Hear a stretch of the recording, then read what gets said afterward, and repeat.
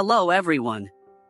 Today, we're going to fix a very common error you might see when building a React app, especially something like a note-taking application. The error is no routes matched location. It's frustrating, but the fix is usually quite simple once you understand what's happening. This error pops up when you try to go to a specific URL, like /notes/123, and React Router doesn't have a matching route defined for that specific path. Your router knows about / or maybe /notes, but it gets confused by the extra /123 part, which is supposed to be the ID of a specific note. So, how do we fix it? We need to tell React Router that we expect a dynamic value in that part of the URL. The first step is to go to your main router setup file, which is often App.js. Find where you define your route. You probably have something like route path equals /notes element equals notespage //. To handle individual notes, you need to add a new route or modify an existing one to accept a parameter. You do this by adding a colon.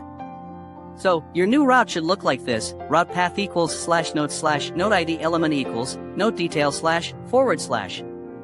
That noteId is a placeholder. It tells React Router to match any URL that starts with /notes/ followed by some value, and it will call that value noteId. Now that the router knows how to handle the path, the second step is to actually get that ID inside your component, in this case, the note detail component. To do this, we use a special tool from React Router called the useBrums hook.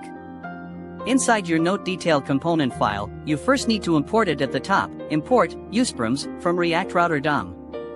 Then, inside your component function, you can call it to get the parameters from the URL.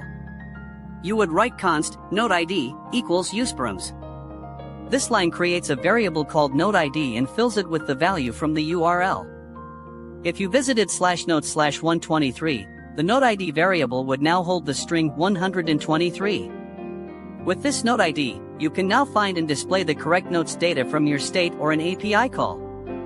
For example, you could find the note in an array like this: const current note equals notes.find, note equals note.id equals noteId.